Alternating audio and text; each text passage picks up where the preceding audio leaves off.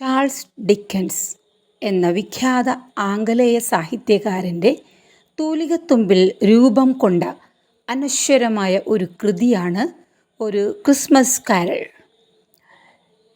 സഹജീവിയുടെ കണ്ണീരൊപ്പാതെ ആത്മീയ മോക്ഷം നേടുവാനാവില്ല എന്നും സേവനം, ത്യാഗം എന്നിവയെല്ലാം അനുഷ്ഠിക്കുവാൻ നാം കടപ്പെട്ടിരിക്കുന്നുവെന്നും ചാൾസ് ഡിക്കൻസ് നമ്മെ ബോധ്യപ്പെടുത്തുന്നു. മഞ്ഞിൽ പുതഞ്ഞു നിൽക്കുന്ന ലണ്ടൻ നഗരം കൊടും തണുപ്പിനെ വകവയ്ക്കാതെ ആ കാരൽ ഗായക സംഘം മുന്നോട്ട് നീങ്ങുകയാണ്. ശാന്തരാത്രിയിൽ പിറന്ന ഉണ്ണിയേശുവിൻ്റെ ജനന തിരുനാൾ ഒരു ഉത്സവമാക്കി മാറ്റുവാൻ ആ ജനക്കൂട്ടം തിരക്കുകൂട്ടുകയാണ്. ലണ്ടൻ നഗരമാകെ ആഘോഷ തിമിർപ്പിലാണ്. ബലൂണുകളും വർണ്ണക്കടലാസുകളും മിഠായിപ്പൊതികളുമൊക്കെയായി ബാലികാബാലകന്മാർ ഗായക സംഘത്തിൻ്റെ മുൻനിരയിലുണ്ട്. വീടുകൾ തോറും കയറിയിറങ്ങി ക്രിസ്മസിൻ്റെ മാധുര്യം പങ്കുവെച്ചുകൊണ്ട് ആ സംഘം മുന്നേറുകയാണ്. എന്താണ് അവിടെ വലിയൊരു ആരവം? ദീർഘകായനായ ഒരു വൃദ്ധൻ തൻ്റെ വസതിക്ക് മുൻപിൽ നിന്നുകൊണ്ട് ചോദിച്ചു. അദ്ദേഹമാണ് എബനെസർ സ്ക്രൂജ്. തൊട്ടുപിന്നിൽ അദ്ദേഹത്തിൻ്റെ തൊഴിൽശാലയും പാണ്ഡികശാലയും എല്ലാമാണ്. ആ വലിയ കെട്ടിടത്തിലെ ഒരു ഇടുങ്ങിയ മുറിയിലാണ് സ്ക്രൂജ് താമസിക്കുന്നത്. ഗായക സംഘം ആടിപ്പാടി സ്ക്രൂജിനെ വളഞ്ഞു. Merry Christmas uncle!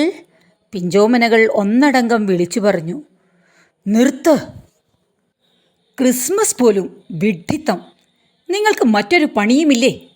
കടന്നു പോകൂ! പുറത്തേക്ക് കൈ ചൂണ്ടിക്കൊണ്ട് എബനെസർ സ്ക്രൂജ് അലറി.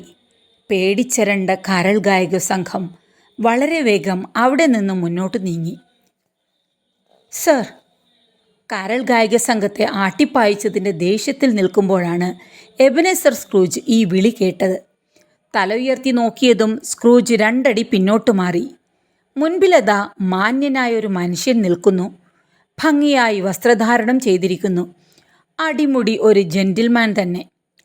എന്തു വേണം? തൻ്റെ പരുഷ ശബ്ദത്തിൽ സ്ക്രൂജ് ചോദിച്ചു. എബനെസർ സ്ക്രൂജിനെ അടുത്തറിയാവുന്നവർ ഒരിക്കലും ഈ ചോദ്യം കേട്ട് അമ്പരക്കില്ല. അതാണ് സ്ക്രൂജ്. ആഘോഷങ്ങൾ പമ്പരവിഡ്ഢിത്തമാണെന്ന് കരുതുന്നവൻ, സമയം പണമാണെന്ന് സ്വയം വ്യാഖ്യാനിക്കുന്നവൻ. എനിക്ക് ജേക്കബ് മാർലിയെ ഒന്ന് കണ്ടാൽ കൊള്ളാമായിരുന്നു. ആഗതൻ വളരെ വിനയപൂർവ്വം തൻ്റെ ആഗമനോദ്ദേശം വെളിപ്പെടുത്തി. അയാൾ മരിച്ചിട്ട് 7 വർഷമായി. യാതൊരു മയവുമില്ലാതെ സ്ക്രൂജ് പറഞ്ഞു. മറുപടി കേട്ട ആഗതൻ ഒന്ന് പരുങ്ങി. വീണ്ടും തികഞ്ഞ ഭവ്യതയോടെ ചോദിച്ചു. താങ്കൾ ആരാണ്? ചോദ്യം അത്ര രസിച്ചില്ലെങ്കിലും എബനെസർ സ്ക്രൂജ് മറുപടി പറഞ്ഞു. ഞാൻ അയാളുടെ ബിസിനസ് പാർട്ട്ണറായ എബനെസർ ആണ്. ആഗതന് സന്തോഷമായി. മാർലിയെ കാണുവാൻ കഴിഞ്ഞില്ലെങ്കിലും അങ്ങയെ കാണുവാൻ കഴിഞ്ഞല്ലോ, സന്തോഷം. ഹേ മിസ്റ്റർ, നിങ്ങൾ എൻ്റെ സമയം മെനക്കെടുത്താതെ വന്ന കാര്യം പറയൂ. ആഗതൻ അല്പം ഒന്ന് കുഴങ്ങി. ഞാൻ ഒരു ധർമ്മസ്ഥാപനം നടത്തുന്നുണ്ട്. അതിന് ഞാനെന്ത് വേണം? ക്രിസ്മസ് ദിനത്തിൽ അവിടുത്തെ അന്തേവാസികൾക്ക് പുതിയ വസ്ത്രങ്ങളും നല്ല ഭക്ഷണവും നൽകാറുണ്ട്. അതിനെന്താ? ഞാനതിനെതിരെ നിൽക്കുന്നില്ലല്ലോ. അങ്ങയെപ്പോലുള്ള ധനവാന്മാർ സഹായിച്ചെങ്കിൽ മാത്രമേ അത് സാധ്യമാകൂ. ഇത് കേട്ടതും എബനെസർ സ്ക്രൂജിൻ്റെ മുഖം വലിഞ്ഞു മുറുകി. പണി ചെയ്യാതെ തിന്നുവാൻ മാത്രമായി ഒരു കൂട്ടർ. ഇവനൊക്കെ പോയി ചാവരുതോ? അല്ലെങ്കിൽ വേണ്ട, പോയി വല്ല മോഷണമോ പിടിച്ചുപറിയോ നടത്തട്ടെ. ജയിലിലാകുമ്പോൾ സൗജന്യ ഭക്ഷണവും കിട്ടും. സ്ക്രൂജിൻ്റെ രൂക്ഷമായ പ്രതികരണം കേട്ട് മാന്യനായ മനുഷ്യൻ ഞെട്ടി.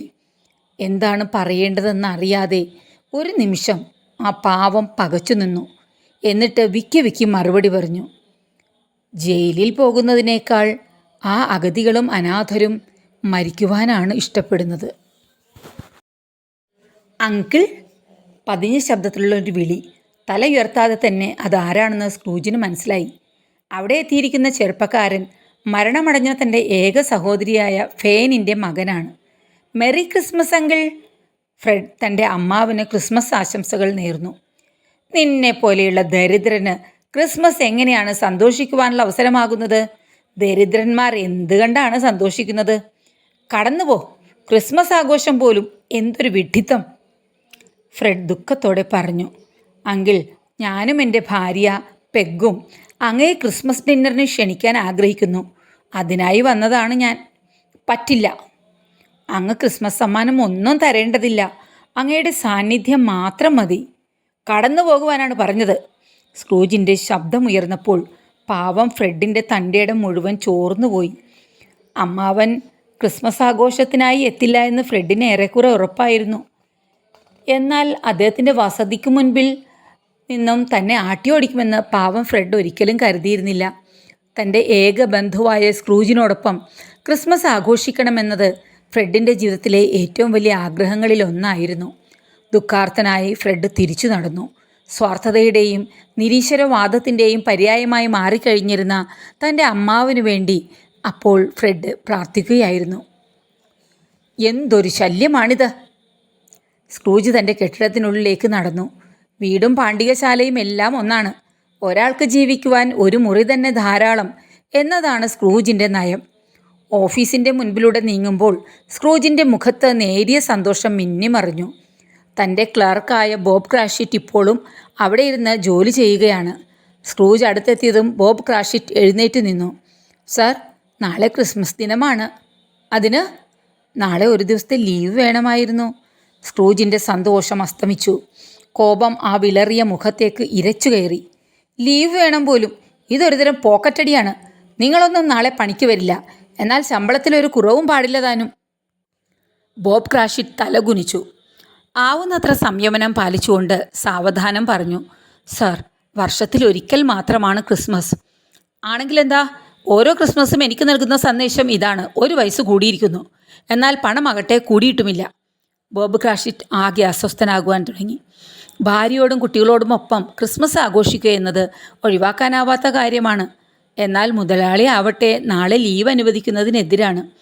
അവസാനം ലീവിന് പകരം കൂടുതൽ സമയം ജോലി ചെയ്യാമെന്ന കരാറിൽ ബോബിന് അവധി അനുവദിക്കപ്പെട്ടു. സാർ, അങ്ങയെ വീട്ടിലേക്ക് വിരുന്നിന് ക്ഷണിക്കണമെന്നാണ് ഭാര്യയുടെയും കുട്ടികളുടെയും ആഗ്രഹം. സാധ്യമല്ല. മറുപടി ഒറ്റ വാക്കിലൊതുക്കി എന്തോ പിറുപിറുത്തുകൊണ്ട് സ്ക്രൂജ് തൻ്റെ മുറിയിലേക്ക് പോയി. തീരെ ഭംഗിയില്ലാത്തൊരു കുടുസുമുറിയാണ് ധനാഠ്യനായ എബനേസർ സ്ക്രൂജ് ഉപയോഗിക്കുന്നത്. ചായം പൂശാത്ത ചുവരുകൾ അവിടെയായി പൊട്ടിപ്പൊളിഞ്ഞിരിക്കുന്നു. മനസ്സിന് സന്തോഷം പകരുവാൻ പര്യാപ്തമായതൊന്നും ആ മുറിയിലില്ല. ചിത്രങ്ങളോ പൂച്ചെണ്ടുകളോ ഒരിക്കൽ പോലും ആ മുറിയിൽ എത്തിയിട്ടില്ല. സാമ്പത്തിക നഷ്ടം വരുത്തി വയ്ക്കുന്ന അത്തരം വസ്തുക്കളോട് സ്ക്രൂജിന് പണ്ട് മുതൽക്കേ വെറുപ്പാണ്. മുറിയിലേക്ക് പ്രവേശിച്ച ഉടൻ തന്നെ സ്ക്രൂജ് തണുത്ത് വിറങ്ങലിച്ച അത്താഴം കഴിക്കുവാൻ തുടങ്ങി. ഭക്ഷണം ചൂടാക്കി കഴിക്കുന്നത് ധനനഷ്ടമാണെന്ന് അദ്ദേഹത്തിന് അറിയാം. മരം കോച്ചുന്ന ഡിസംബർ രാവിൽ തണുത്ത ഭക്ഷണം കഴിക്കുക എന്നത് ഒരു സാഹസം തന്നെയാണ്. എബനേസർ സ്ക്രൂജ് ഒഴികെ മറ്റാരും അതിന് തയ്യാറായേക്കുമെന്ന് തോന്നുന്നില്ല. ഭക്ഷണം കഴിച്ച് അധികം വൈകാതെ സ്ക്രൂജ് ഉറങ്ങുവാൻ കിടന്നു. കട്ടിലിൽ അസ്വസ്ഥതയോടെ കിടക്കുകയാണ് സ്ക്രൂജ്. താൻ കഴിച്ച തണുത്ത മാംസകഷ്ണം അലട്ടലുകൾ നൽകുന്നുണ്ടെങ്കിലും അത് വകവയ്ക്കാതെ അദ്ദേഹം കിടന്നു. പിറ്റേന്ന് ക്രിസ്മസ് പ്രഭാതമാണെങ്കിലും സ്ക്രൂജിന് എല്ലാ ദിവസവും ഒരുപോലെയാണ്. എത്ര സമയം കിടന്നുവെന്നറിയില്ല. സ്ക്രൂജ് സാവധാനം മയക്കത്തിലേക്ക് വഴുതി വീഴുവാൻ തുടങ്ങി. അസ്വസ്ഥമായി തിരിഞ്ഞും മറിഞ്ഞും കിടന്നുകൊണ്ടുള്ള നിദ്ര. പെട്ടെന്ന് സ്ക്രൂജ് ഞെട്ടി എഴുന്നേറ്റു. തൻ്റെ മുൻപിൽ കണ്ട കാഴ്ച അദ്ദേഹത്തിന് വിശ്വസിക്കുവാനായില്ല. കണ്ണുകൾ തിരുമ്മി വീണ്ടും അദ്ദേഹം ജനാലയിലേക്ക് തുറിച്ചു നോക്കി. പഴകി ദ്രവിച്ച ജനാലവിരികൾ തനിയെ നീങ്ങുന്നു. പുറത്ത് അല്പം പോലും കാറ്റില്ല. അല്ലെങ്കിൽ കാറ്റിൻ്റെ കുസൃതിയായി കണക്കാക്കാമായിരുന്നു. ഇതേതോ മനുഷ്യകരങ്ങളാൽ മാറ്റപ്പെടുന്നത് പോലെയാണ്. എന്താണ് സംഭവിക്കുന്നതെന്ന് സ്ക്രൂജിന് മനസ്സിലായില്ല. അടുത്ത നിമിഷം സ്ക്രൂജിൽ നിന്നും ഒരു നിലവിളി ഉയർന്നു. കർട്ടന് മുൻപിൽ അതാ ഒരു രൂപം. വെളുത്ത വസ്ത്രം ധരിച്ച, ദേഹമാസകലം ചങ്ങലകൾ കൊണ്ട് വരിഞ്ഞു മുറുക്കപ്പെട്ട രൂപം. വിളറി വെളുത്ത ഒരു മൃതശരീരത്തിന് സമാനമായ രൂപം. നിങ്ങൾ ആരാണ്? ഞെട്ടിവിറച്ചുകൊണ്ട് സ്ക്രൂജ് ചോദിച്ചു. വളരെയധികം പരിശ്രമിച്ച ശേഷമാണ് ആ വാക്കുകൾ സ്ക്രൂജിൻ്റെ തൊണ്ടയിൽ നിന്നും പുറത്തേക്ക് വന്നത്. ഞാൻ ആരാണെന്ന് ചോദിക്കരുത്, ആരായിരുന്നുവെന്ന് ചോദിക്കുക. വളരെ പതിഞ്ഞ ശബ്ദത്തിൽ സാവധാനം ആ രൂപം സ്ക്രൂജിനോട് പറഞ്ഞു. വിറച്ചുകൊണ്ട് സ്ക്രൂജ് ചോദിച്ചു, അതെന്താ അങ്ങനെ ചോദിക്കണമെന്ന് പറയുന്നത്? ഞാൻ 7 വർഷങ്ങൾക്ക് മുൻപ് മരണമടഞ്ഞവനാണ്. നിങ്ങളുടെ ബിസിനസ് പങ്കാളിയായ ജേക്കബ് മാർലിയാണ് ഞാൻ. സ്ക്രൂജിൽ നിന്നും ഒരാർത്തനാദമുയർന്നു. താൻ കാണുന്നത് സ്വപ്നമല്ല എന്ന് തെളിയിക്കുവാൻ എബനേസർ സ്ക്രൂജ് തൻ്റെ കയ്യിലൊന്ന് നുള്ളി നോക്കി. വേദനിക്കുന്നുണ്ട്. അപ്പോൾ സ്വപ്നമല്ല. നിങ്ങൾ നുണ പറയുകയാണ്. എൻ്റെ ബിസിനസ് പങ്കാളി ഇപ്പോൾ ജീവിച്ചിരിപ്പില്ല, സ്ക്രൂജ് വിറച്ചുകൊണ്ട് പറഞ്ഞു. സ്ക്രൂജിന് മാർലിയാണ് തൻ്റെ മുൻപിൽ നിൽക്കുന്നതെന്ന് വിശ്വസിക്കാനാവുന്നില്ല. നീണ്ട 7 വർഷങ്ങൾക്ക് മുൻപിൽ തൻ്റെ സാന്നിധ്യത്തിലാണ് മാർലിയുടെ ശവം മറവു ചെയ്തത്. അങ്ങനെയുള്ള ഒരാൾ ഈ പാതിരാത്രിയിൽ തൻ്റെ മുറിയിൽ എത്തുകയോ? ചിലപ്പോൾ തനിക്ക് തോന്നിയതായിരിക്കാം. എബനേസർ സ്ക്രൂജ് സ്വയം ആശ്വസിക്കാൻ ശ്രമിച്ചു. നിങ്ങൾ കാണുന്നത് സ്വപ്നമല്ല, സ്ക്രൂജിൻ്റെ മനസ്സ് വായിച്ചിട്ടെന്ന വണ്ണം ആ രൂപം സ്ക്രൂജിനോട് പറഞ്ഞു. നിങ്ങൾ എന്തിനാണ് ദേഹമാസകലം ചങ്ങലകൾ ചുറ്റിയിരിക്കുന്നത്? ആ രൂപത്തിൽ ശരീരമാസകലം വരിഞ്ഞു മുറക്കിയിരിക്കുന്ന ചങ്ങല നോക്കി സ്ക്രൂജ് ചോദിച്ചു. ഈ ചങ്ങലകൾ എൻ്റെ തന്നെ പ്രവൃത്തികൾ മൂലം ഉണ്ടായതാണ്. ഞാൻ ജീവിച്ചിരുന്നപ്പോൾ ആരെയും സഹായിച്ചില്ല. അതിനാൽ മരിച്ചു കഴിഞ്ഞപ്പോൾ എനിക്ക് ലഭിച്ച ശിക്ഷയാണിത്. ഈ ചങ്ങലകളും ധരിച്ച് ലോകമാസകമാനം സഞ്ചരിച്ച് സേവനം ചെയ്യുക. ഈ ചങ്ങലയിലെ ഓരോ കണ്ണിയും എൻ്റെ സ്വാർത്ഥതയുടെയും ദുഷ്കർമ്മത്തിൻ്റെയും ഫലമാണ്. ഓരോ ഇഞ്ചായി ഞാൻ ഉണ്ടാക്കിയെടുത്തവയാണിത്. എൻ്റെ ജന്മം കൊണ്ട് ഞാൻ ചെയ്യേണ്ടിയിരുന്ന സമൂഹ സേവനം ചെയ്തു കഴിയുമ്പോൾ മാത്രമാണ് എനിക്ക് മോക്ഷം ലഭിക്കുക. മാർലി പറഞ്ഞു നിർത്തി. അന്ധാളിച്ചിരുന്ന സ്ക്രൂജ് ചെറുതായി ഒന്നനങ്ങി. പിന്നെ ധൈര്യം സംഭരിച്ച് മാർലിയോട് ചോദിച്ചു, നിങ്ങൾ എന്തിനാണ് എന്നെ സന്ദർശിക്കുവാൻ ഈ പാതിരാത്രിയിൽ ജനലിലൂടെ കയറി വന്നത്? അതിന് മറുപടിയായി കിട്ടിയത് മാർലിയുടെ വികൃതമായൊരു ചിരിയായിരുന്നു. നിമിഷങ്ങൾ കടന്നുപോകും തോറും സ്ക്രൂജ് കൂടുതൽ പരിഭ്രാന്തനായി. മാർലി, നിങ്ങൾ വന്ന കാര്യം പറയൂ. മാർലി അല്പനേരം സ്ക്രൂജിനെ നോക്കി നിന്നു. ശവശരീരത്തിൻ്റേതുമാതിരി തിളക്കമറ്റ കണ്ണുകൾ, നിർവികാരമായി ചലിക്കുന്ന ചുണ്ടുകൾ. മരണത്തിൻ്റെ തണുത്തുറഞ്ഞ രൂപമാണ് തൻ്റെ മുൻപിൽ നിൽക്കുന്നതെന്ന് സ്ക്രൂജിന് തോന്നി. മാർലി പറയുവാൻ തുടങ്ങി. ഞാൻ നിങ്ങൾക്കൊരു മുന്നറിയിപ്പ് തരുവാൻ വന്നതാണ്. മുന്നറിയിപ്പോ? എനിക്കോ? എന്തിനാണ്? എൻ്റെ അതേ അവസ്ഥ തന്നെയാണ് നിങ്ങളെയും കാത്തിരിക്കുന്നത്. നിങ്ങൾ അതിൽ നിന്നും രക്ഷപ്പെടണം. നിങ്ങൾ മരിക്കാത്തതിനാൽ ഇനിയും ധാരാളം സമയമുണ്ട്. അതിനാൽ ചിന്തിക്കൂ, ജീവിതം സഫലമാക്കൂ. ആദ്യമായി സ്ക്രൂജ് തൻ്റെ മരണത്തെക്കുറിച്ച് ചിന്തിക്കുവാൻ തുടങ്ങി. മരണശേഷം തനിക്ക് ലഭിക്കുന്ന ശിക്ഷയെക്കുറിച്ച് കേട്ടപ്പോൾ അദ്ദേഹം നടുങ്ങി. മാർലി തന്നേക്കാൾ നല്ലവനായിരുന്നു. എന്നിട്ടും അയാൾ ധരിച്ചിരിക്കുന്ന ചങ്ങല എത്ര വലുതാണ്! അപ്പോൾ തനിക്ക് ലഭിക്കുന്ന ശിക്ഷ എത്ര ഭീകരമായിരിക്കും! ഞാൻ എന്തു ചെയ്യണം മാർലി? സ്ക്രൂജിൻ്റെ ആ ചോദ്യത്തിൽ നിസ്സഹായത നിറഞ്ഞു നിന്നിരുന്നു. തന്നെ കാത്തിരിക്കുന്ന ഭീകരമായ മരണാനന്തര ജീവിതത്തിൽ നിന്നും രക്ഷപ്പെടുവാനുള്ള വെപ്രാളം ആ ചോദ്യത്തിൽ നിഴലിച്ചിരുന്നു. തീർച്ചയായും സ്ക്രൂജിന് അതിൽ നിന്നും രക്ഷപ്പെട്ടേ മതിയാവൂ. എന്നാൽ അതിനായി എന്തു ചെയ്യണമെന്ന് അദ്ദേഹത്തിന് അറിഞ്ഞുകൂടാ. നിങ്ങൾക്ക് രക്ഷപ്പെടുവാനുള്ള വഴി ഞാൻ പറഞ്ഞു തരാം. ഇന്ന് പാതിരായ്ക്ക് ശേഷം 3 ആത്മാവുകൾ നിന്നെ സന്ദർശിക്കും. മാർലിയുടെ വാക്കുകൾ കേട്ട് സ്ക്രൂജ് വാ പൊളിച്ചിരുന്നു പോയി. ഒരു പ്രേതത്തിൻ്റെ സന്ദർശനം തന്നെ തനിക്ക് താങ്ങുവാൻ കഴിയുന്നില്ല. അപ്പോൾ പിന്നെ 3 പ്രേതങ്ങൾ എത്തിയാലത്തെ സ്ഥിതിയോ? അയ്യോ, അവറ്റകൾ എപ്പോൾ വരും? പാതിരാ കഴിഞ്ഞ് ഓരോ മണിക്കൂർ ഇടവിട്ട് ഓരോ ആത്മാവും എത്തിച്ചേരും. ദൈവമേ, എന്നാൽ പിന്നെ അവയ്ക്ക് ഒന്നിച്ചു വന്നുകൂടെ? എൻ്റെ കഷ്ടപ്പാട് അത്രയും കുറയുമല്ലോ. സാധ്യമല്ല, മാർലി കടുത്ത സ്വരത്തിൽ പറഞ്ഞു.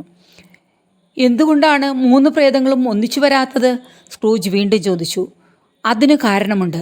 3 ആത്മാക്കളും 3 കാലഘട്ടങ്ങളെ പ്രതിനിധീകരിക്കുന്നവയാണ്. നിങ്ങളെ സന്ദർശിക്കുന്ന 3 ആത്മാക്കളും 3 കാലഘട്ടത്തിൻ്റെ പ്രതിനിധികളാണ്. ആദ്യ മണി മുഴങ്ങുമ്പോൾ എത്തിച്ചേരുന്നത് കഴിഞ്ഞുപോയ കാലത്തിൻ്റെ ആത്മാവാണ്. The ghost of the Christmas past എന്നാണ് ഞങ്ങൾ അവനെ വിളിക്കുന്നത്. 1 മണിക്കൂറിനു ശേഷം 2ാമത്തെ ആത്മാവെത്തും.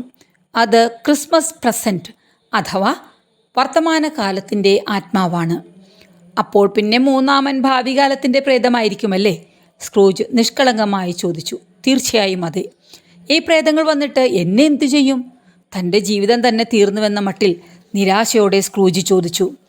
ഈ അളവറ്റ സമ്പത്ത് കൈവിട്ട് താൻ ഒരു പ്രേതമായി അലഞ്ഞു തിരിയുന്നത് അദ്ദേഹം ഭാവനയിൽ കണ്ടു.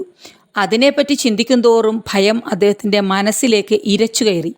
ആകാംക്ഷയോടെ സ്ക്രൂജ് മാർലിയുടെ വിളറിയ മുഖത്തേക്ക് മറുപടിക്കായി നോക്കി. ആത്മാക്കൾ നിങ്ങളോട് സംസാരിക്കും. അവർ ആവശ്യപ്പെടുന്നത് പോലെ നിങ്ങൾ ചെയ്യുക. കുറച്ചു മുമ്പായിരുന്നെങ്കിൽ ഇത്തരമൊരു ഉത്തരം കേട്ട് എബനേസർ സ്ക്രൂജ് പൊട്ടിച്ചിരിക്കുമായിരുന്നു.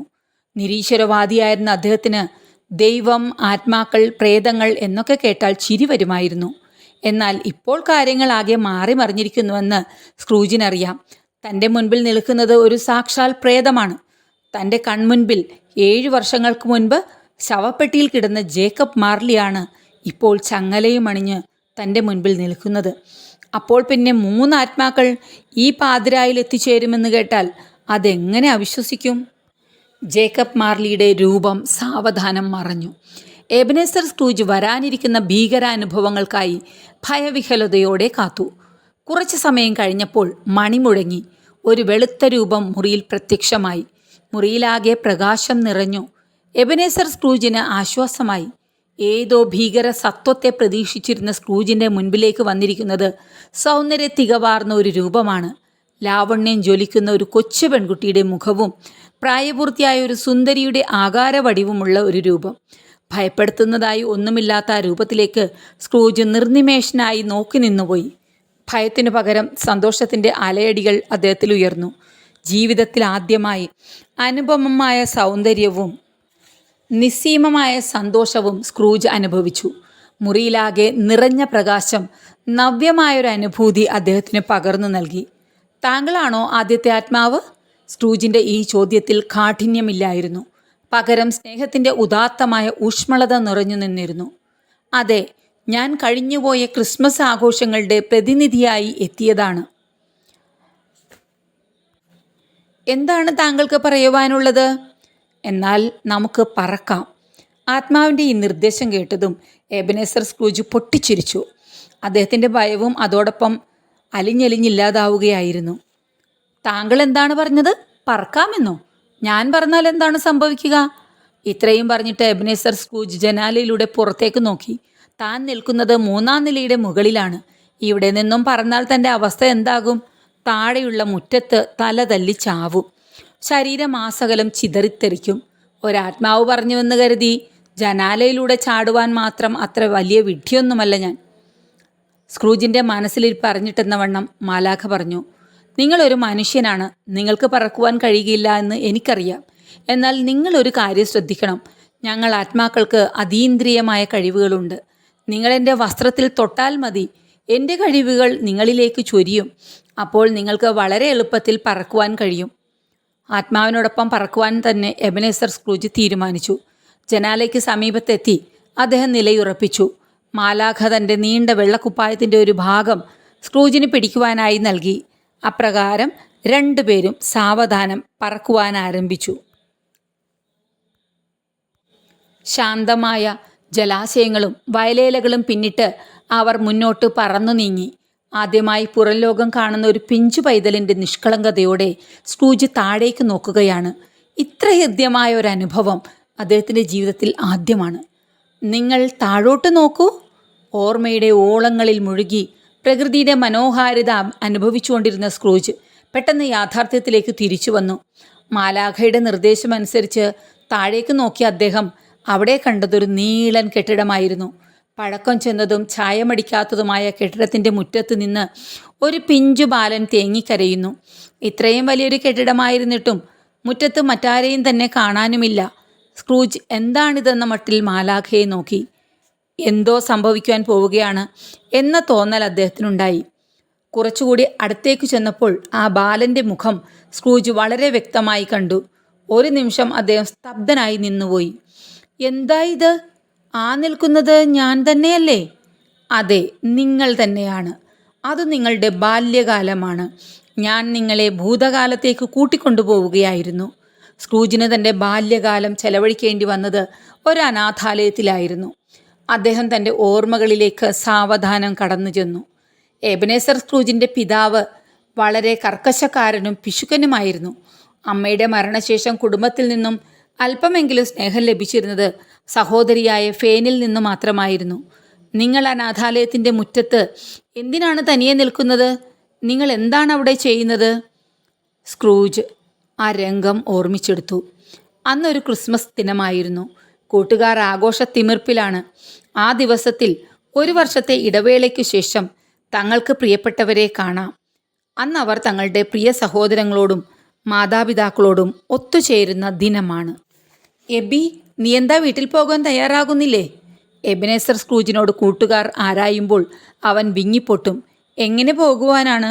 ക്രിസ്മസിന് വീട്ടിലേക്ക് വന്നു പോകരുതെന്നാണ് സ്വാർത്ഥനായ പിതാവിൻ്റെ നിർദ്ദേശം. കുട്ടികളെല്ലാവരും തങ്ങളുടെ വീടുകളിലേക്ക് പോയി കഴിയുമ്പോൾ സ്ക്രൂജ് തനിച്ചാവും. അത് മറ്റുള്ളവർക്ക് വളരെ ദുഃഖമാണെങ്കിലും വാർഡന് സന്തോഷമാണ്. അയാൾ എബിയുടെ കൈകളിലേക്ക് താക്കോൽ കൂട്ടം വെച്ചു കൊടുത്തിട്ട് പറയും, നല്ലവണ്ണം നോക്കിക്കോണം. രാത്രിയിൽ എന്തെങ്കിലും ശബ്ദം കേട്ടാൽ പ്രത്യേകിച്ചും ഭക്ഷണം തനിയെ ഉണ്ടാക്കി കഴിച്ചുകൊള്ളണം. ഞാൻ ക്രിസ്മസ് ആഘോഷിച്ചിട്ട് തിരിച്ചു വരുമ്പോൾ ഇവിടമെല്ലാം ഇതുപോലെ തന്നെ കാണണം. പാവം എബി. ക്രിസ്മസ് കാലഘട്ടത്തിൽ ആ വലിയ കെട്ടിടത്തിൻ്റെ വാർഡൻ കൂടിയായി മാറും ആ പിഞ്ചുബാലൻ. ഇതവന് താങ്ങാവുന്നതിലും അധികമായിരുന്നു. ചെറുപ്പത്തിൽ നേരിടേണ്ടി വന്ന ഇത്തരം കൈപ്പേറിയ അനുഭവങ്ങളാണ് എബിനേസർ സ്ക്രൂജിനെ ഒരു മുരടിച്ച മനസ്സുള്ളവനാക്കി മാറ്റിയത്. അത്തരമൊരു ക്രിസ്മസ് ദിനത്തിൽ ഏകാഗിയായി വാവിട്ട് നിലവിളിക്കുന്ന ബാലനായ എബിയുടെ ചിത്രമാണ് സ്ക്രൂജിന് മുൻപിൽ ഇപ്പോൾ തെളിയുന്നത്. ആ വരുന്നത് ആരാണെന്ന് നോക്കൂ, മാലാഖ സ്ക്രൂജിനോട് പറഞ്ഞു. ആകാശത്തിൽ പറന്നു നിന്നുകൊണ്ട് സ്ക്രൂജ് താഴേക്ക് നോക്കി. മാലാഖ പറഞ്ഞത് ശരിയാണ്. കരഞ്ഞുകൊണ്ട് നിൽക്കുന്ന എബി എന്ന കൊച്ചുബാലൻ്റെ അടുത്തേക്ക് അതിസുന്ദരിയായൊരു പെൺകുട്ടി ഓടി വരുന്നു. അവൾ തൻ്റെ കൈലേസുകൊണ്ട് കൊച്ചു എബിയുടെ കണ്ണീർ തുടയ്ക്കുന്നു. എന്നിട്ട് 100 കണക്കിന് ചുംബനങ്ങൾ നൽകുന്നു. ഇരുവരും ആലിംഗനബദ്ധരായി സ്വയം മറന്നു നിൽക്കുന്നു. ആ സുന്ദരിയായ പെൺകിടാവിനെ നിങ്ങൾക്ക് ഓർമ്മയില്ലേ? മാലാഖ സ്ക്രൂജിനോട് ചോദിച്ചു. ആ നിൽക്കുന്നത് തൻ്റെ സഹോദരിയായ ഫേൻ ആണ്. ആ ക്രിസ്മസ് ദിനത്തിൽ തന്നെ വീട്ടിലേക്ക് കൂട്ടിക്കൊണ്ടുപോകുവാൻ വന്നതാണ് അവൾ. ഡാഡിയോട് ഞാൻ ഒത്തിരി കരഞ്ഞപേക്ഷിച്ചു.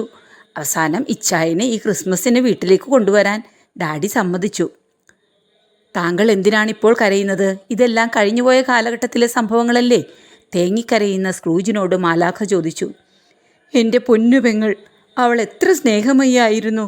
പക്ഷേ താമസിച്ചുപോയി, വളരെയധികം താമസിച്ചുപോയി. ഞാൻ എന്തൊരു നീചനാണ്. ഫ്രെഡിനെക്കുറിച്ച് ഓർമ്മിക്കുകയായിരുന്നു സ്ക്രൂജ്.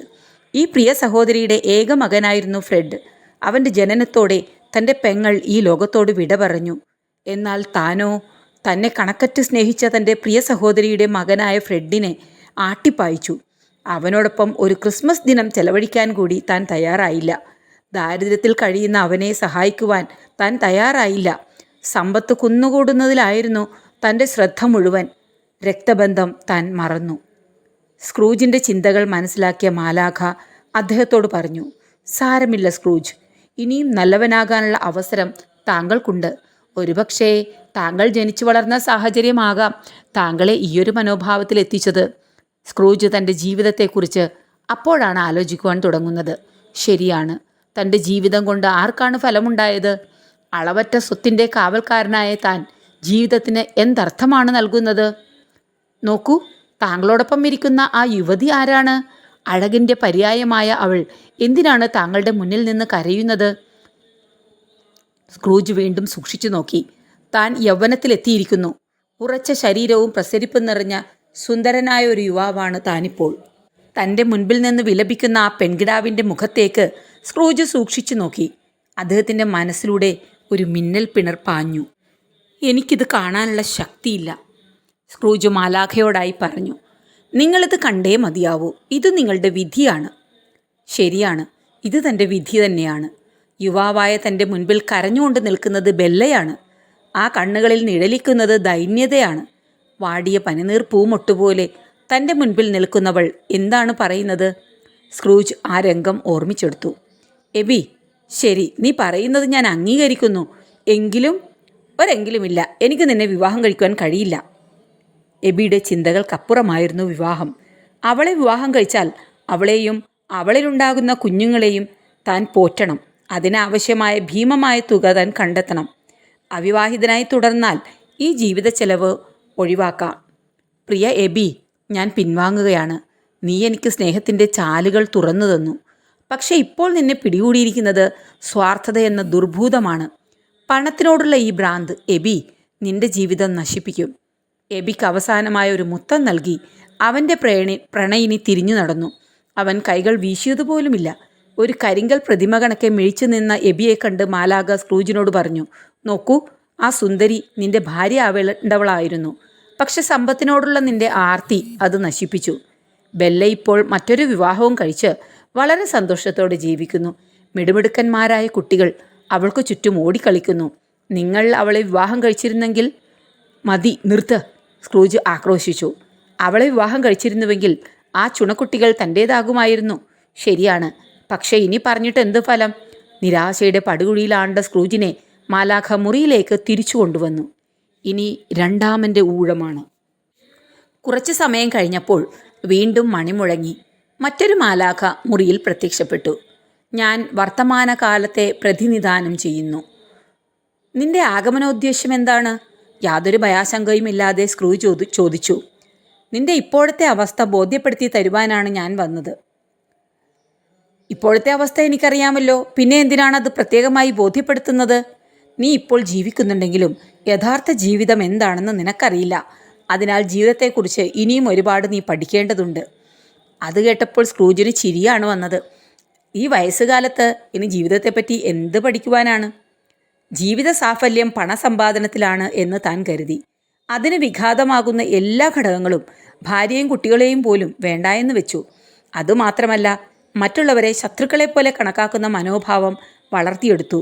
സ്വന്തം ജീവിത നഷ്ടങ്ങളുടെ ആകത്തുകയായി സ്ക്രൂജിന് തോന്നി. ആത്മീയത തന്നെ സ്പർശിച്ചതേയില്ല. ദൈവത്തിന് താൻ ജീവിതത്തിൽ യാതൊരു സ്ഥാനവും നൽകിയില്ല. ആലോചനയിൽ മുഴുകി നിന്ന സ്ക്രൂജിനോട് മാലാഖ പറഞ്ഞു, വരൂ, സമയമില്ല, നമുക്ക് നീങ്ങാം. രണ്ടാമത്തെ മാലാഖയും എബനേസർ സ്ക്രൂജും ചെന്ന് നിന്നത് വലിയൊരു കാഴ്ചയിലേക്കാണ്. ഒരു അനുഗ്രഹീത കുടുംബത്തിൻ്റെ ക്രിസ്മസ് ആഘോഷമായിരുന്നു അത്.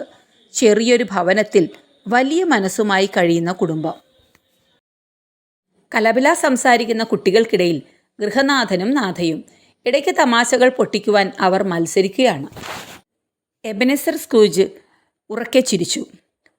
നിങ്ങൾക്കൊന്നും കേൾക്കുവാൻ കഴിയുന്നില്ലല്ലോ, പിന്നെ ആരുടെ തമാശ കേട്ടാണ് നിങ്ങൾ ഇങ്ങനെ ചിരിക്കുന്നത്? മാലാഖ തെല്ലൊരത്ഭുതത്തോടെ സ്ക്രൂജിനോട് ചോദിച്ചു. തമാശ കേട്ടിട്ടല്ല, കണ്ടിട്ടാണ്, സ്ക്രൂജ് ചിരിച്ചുകൊണ്ട് തന്നെ മറുപടി പറഞ്ഞു. ഇവിടെ എന്താണ് ഇത്ര തമാശ കാണുവാനുള്ളത്?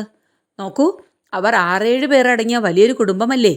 അതെ, മാതാപിതാക്കന്മാരും കുട്ടികളുമാണ് ആ മേശയ്ക്ക് ചുറ്റും ഇരിക്കുന്നത്. പക്ഷെ അവർക്ക് കഴിക്കുവാനായി റോസ്റ്റ് ചെയ്ത് വെച്ചിരിക്കുന്ന താറാവ് എത്ര ചെറുതാണ്! അപ്പോഴാണ് മാലാഖ അത് ശ്രദ്ധിക്കുന്നത്. പൊരിച്ച താറാവും ടർക്കിയും മറ്റും ക്രിസ്മസ് ഡിന്നറിൻ്റെ അവിഭാജ്യ ഘടകമാണ്. അതൊഴിവാക്കിയുള്ള സദ്യയെപ്പറ്റി ലണ്ടൻ നിവാസികൾക്ക് ചിന്തിക്കുവാൻ പോലും ആവില്ല.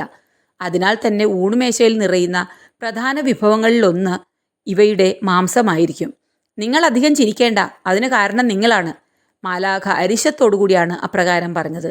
അത് കേട്ട സ്ക്രൂജ് ആശ്ചര്യഭരിതനായി. ഞാൻ എങ്ങനെയാണ് ഇവരുടെ സദ്യയ്ക്ക് കാരണമാകുന്നത്? എനിക്ക് താറാവുകളെ വിൽക്കുന്ന ഇടപാടില്ലല്ലോ. ഇത്രയ്ക്കും ചെറിയ താറാവിനെ പൊരിച്ചു വെച്ചിരിക്കുന്നത് അവരുടെ തന്നെ ശ്രദ്ധക്കുറവ് കൊണ്ടല്ലേ? ഒരാൾക്ക് കഴിക്കുവാനുള്ള ഭക്ഷണം 6-7 പേർക്കായി ഒരുക്കിയിരിക്കുന്നു. പ്രിയ എബനേസർ, ഇതാണ് നിങ്ങളുടെ കുഴപ്പം.